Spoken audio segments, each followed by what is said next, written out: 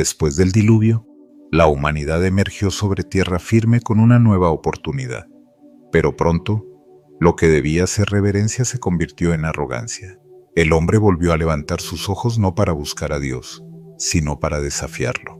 Una torre, un nombre, una ambición. Babel fue el primer gran intento del hombre por separarse de su creador a través de su autosuficiencia. Pero Dios, fiel a su propósito eterno, no abandonó su historia. Mientras unos se perdían en su orgullo, otros serían llamados a caminar por fe. Este capítulo del Génesis nos revela que el plan de redención nunca se detiene, que la promesa sigue viva, y que entre la confusión y el fuego, Dios sigue formando una nación desde un hombre que se atrevió a creer. Esta es una historia de pactos eternos, de esperas que forjan carácter y de fuegos que purifican el alma. La humanidad volvió a multiplicarse, un solo lenguaje, un solo pueblo, una sola voz que clamaba: construyamos una torre que llegue hasta el cielo. Hagámonos un nombre. Babel no fue solo una obra arquitectónica, fue una declaración espiritual de independencia. Fue un Edén reconstruido, pero sin Dios. Ladrillo sobre ladrillo, los hombres levantaron no solo una estructura, sino su ego colectivo.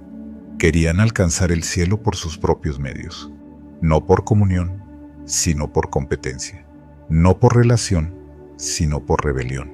San Agustín lo describió así: la ciudad del hombre se edifica sobre el amor propio llevado hasta el desprecio de Dios.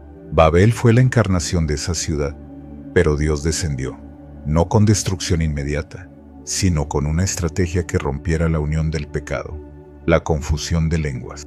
Lo que debía ser una sola voz se volvió ruido. Lo que debía ser una nación se dispersó en pueblos, y la torre quedó inacabada. Un monumento al límite humano sin lo divino, un recordatorio de que no se puede construir eternidad con herramientas humanas. Dios no está contra el progreso, pero sí contra la soberbia que se olvida del Creador. Desde la dispersión de Babel, Dios enfocó su mirada en un solo hombre. Abraham vivía en Ur, tierra de ídolos, costumbres paganas y linajes sin herencia eterna.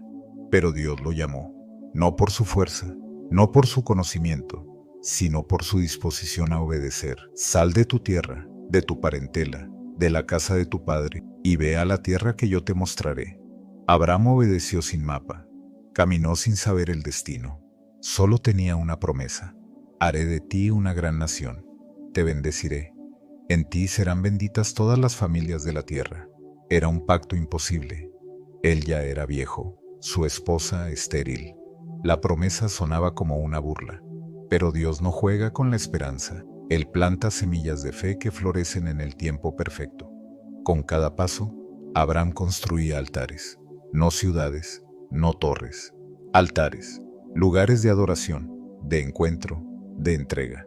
Cuando el mundo construía para su gloria, Abraham levantaba piedras para glorificar a Dios. La diferencia no estaba en el camino, sino en el corazón que lo recorría. Y mientras Abraham caminaba, Dios tejía historia eterna. Pasaron los años. La promesa parecía desvanecerse en el viento del desierto. Sara, sin hijos. Abraham, cada vez más viejo. Entonces, la duda sembró una alternativa humana. Sara ofreció a su sierva, Agar, y nació Ismael. Pero ese no era el plan de Dios. No era el hijo del pacto, era el hijo del intento humano. Un día, bajo una encina, 3 visitantes divinos llegaron a la tienda de Abraham. Comieron con él, y antes de irse dieron un mensaje claro: Sara tendrá un hijo. Ella rió, no de alegría sino de incredulidad. ¿Acaso una anciana puede dar a luz? Pero Dios respondió: ¿hay algo imposible para mí? 9 meses después, Sara parió un hijo. Lo llamó Isaac, que significa risa. No la risa del escepticismo, sino la risa del cumplimiento. El gozo de ver que Dios no se olvida, que aunque tarde, sus promesas siempre llegan a tiempo. Isaac fue la prueba viviente de que el cielo puede nacer en la tierra, que Dios no olvida a los que esperan, y que la fe verdadera siempre se convierte en gozo profundo. Pero Dios no solo prueba en la espera, prueba en el cumplimiento. Toma a tu hijo, a tu único, a quien amas, y ofrécelo como sacrificio. Abraham no discutió. No negoció. Caminó 3 días con su hijo, con la leña, con el fuego y con la fe. Cuando Isaac preguntó, ¿dónde está el cordero?, Abraham solo pudo decir, Dios proveerá. Subieron al monte Moriah. Abraham preparó el altar, ató a su hijo, alzó el cuchillo. Estaba listo para entregar lo más preciado, porque su fe no estaba en Isaac sino en el que lo había prometido. Creía que si Dios lo pedía, también podía resucitarlo. En ese momento, la voz del cielo lo detuvo. No pongas tu mano sobre el muchacho. Y un carnero apareció entre los arbustos. Jehová Jireh, el Señor proveerá. Ese día no solo se salvó un hijo, se anunció un futuro, porque en ese mismo monte, siglos después, otro padre entregaría a su hijo, y esta vez no habría voz que lo detuviera, porque el sacrificio de Cristo sería la provisión definitiva para el pecado humano. La historia de Abraham fue una sombra de lo eterno, una profecía viva escrita en obediencia. Isaac creció, se casó con Rebeca, y tuvieron 2 hijos, Esaú y Jacob. Desde el vientre luchaban 2 naciones, 2 temperamentos, 2 destinos.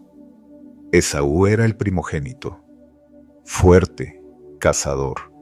Jacob, tranquilo, observador, pero deseaba lo que no era suyo, y lo tomó. Primero, compró la primogenitura por un plato de lentejas. Luego, disfrazado, engañó a su padre ciego para recibir la bendición. Lo logró, pero tuvo que huir. Esaú juró matarlo. Jacob dejó su hogar, su madre, su identidad. Viajó solo, sin bendición tangible, solo con la culpa y el miedo. Pero no estaba solo. Dios lo seguía. En el desierto, sin abrigo, durmió sobre una piedra, y allí soñó. Una escalera que conectaba el cielo con la tierra. Ángeles subían y bajaban, y Dios en la cima le habló. Yo soy el Dios de Abraham y de Isaac. La tierra donde estás te la daré. Tu descendencia será como el polvo. Yo estoy contigo.